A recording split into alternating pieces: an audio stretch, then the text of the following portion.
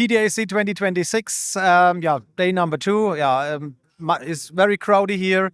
And we want to now dive into the silver sector. And here we are here at the booth of First Majestic Silver, and CEO Keith Neumeyer is here with me. Keith, thank you very much for your time for another interview update.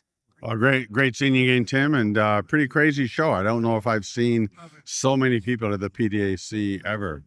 We have heard they have 40,000 registered attendees here. Wow, that's crazy. That's really heavy. People everywhere. That's good. Yeah, the silver price helps a lot, I believe, here also for the conference and also for your company. What were the numbers for 2025 with this high and remaining high silver price? Yeah, it's definitely a lot of people smiling right now, and it's really good to see. You know, our revenues in 2025, 1.2 billion in revenues. We had free cash flow in Q4 of about $250 million. We ended the year with around $1 billion in the bank. Wow, it's pretty crazy. That's pretty crazy. That's heavy. Our stock is hitting all-time highs pretty regularly. Okay, investors love silver, love the silver price, but they also love dividends. And you recently raised the dividend. Can we await something also on this side for the future? Maybe also share buyback programs or something like this? Sure. There's a view, some people don't like dividends. They think that we should put the money into the ground. But, I'm a big shareholder, and I don't mind getting a small little check.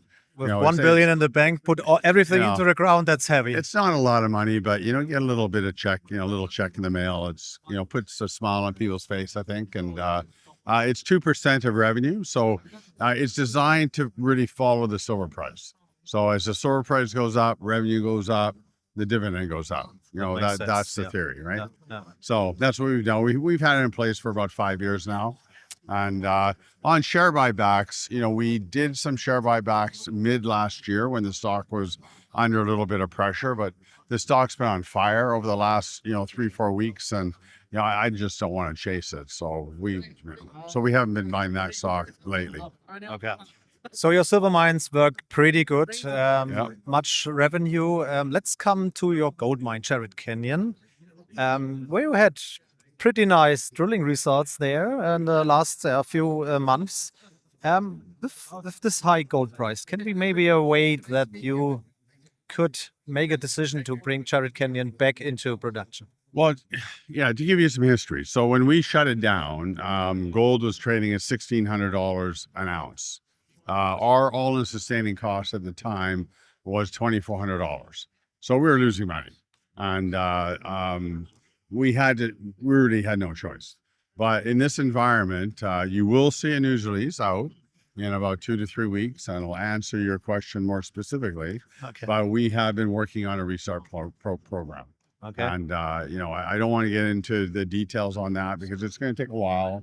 We have to order a bunch of equipment, and there's a bunch of stuff that has to happen. But we will be putting a news release out, outlining our plans there over the coming weeks. Okay. Wow, fine, good. Yeah. Jerritt Canyon lies in Nevada. Mm-hmm. Your own mint, First Mint, also lies in Nevada. That brings me to the question, could we maybe, let's say in 1 or 2 years, also buy gold coins here from First Majestic Silver or for First Mint? I don't know yet. I think it's a little bit too early to say. It's a startup, right? It's only been operating for 18 months. And it's amazing, actually. We did $55 million in revenue through the mint in 2025.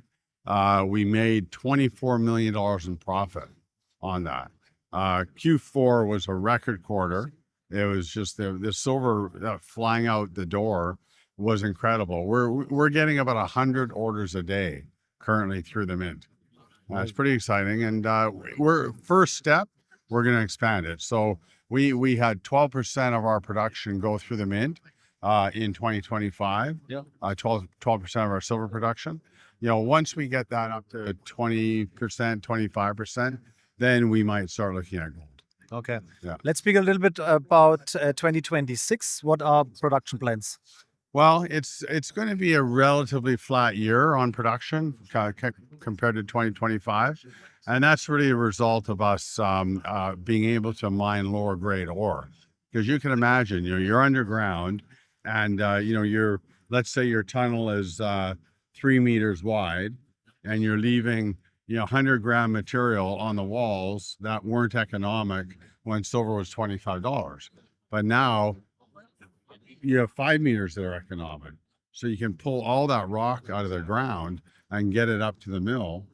So what happens is grades drop a little bit, production stays flat, but your profitability goes up because your margins expand. Yep. So it's actually quite an interesting phenomenon. And so you're seeing that right across the entire mining sector. So we're expanding mills, we're pulling more rock out of the mill, out of the mines, and we're expanding margins. So it's a pretty exciting time to be. Historically, we would have to leave all this rock in the mine. So look for that, but also look for exploration. Now, we have 30 rigs currently active, and we're drilling about 260,000 meters of drilling in 2026. So there'll be lots of news coming out on drilling. We're also, as I mentioned, just expanding 2 mills. So the Santa Elena mill is being expanded from 3,200 tons a day to 3,500 tons a day. The Los Gatos mill is being expanded from 3,500 tons a day to 4,000 tons a day. So there's lots going on. When we speak about underground development and drilling, and you're spending a lot of money in this for years now to keep everything going and expanding the production. What sums do we speak about here?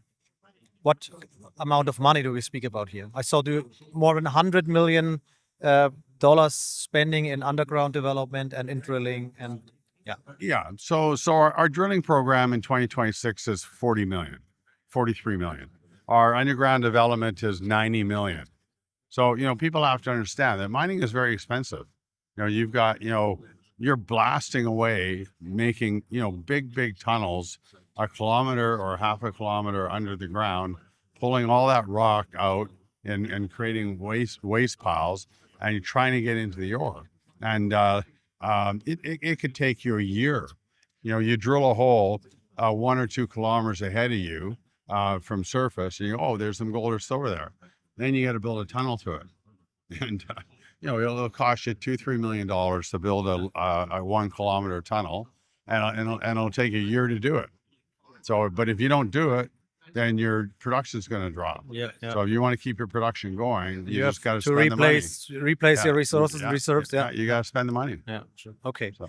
Good, Keith. Thank you very much for this insight. All the best for 2026, and we keep all fingers crossed for remaining high silver prices.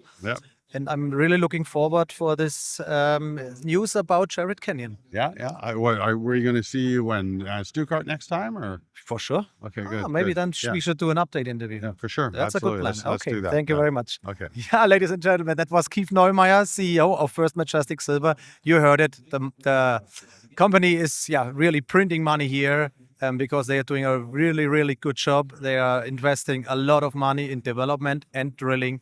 And the silver price also helps. And I would say, have a look here on First Majestic, buy some first mint coins, and then we will do a little update in mid-April in Stuttgart at the Stuttgart Invest Conference.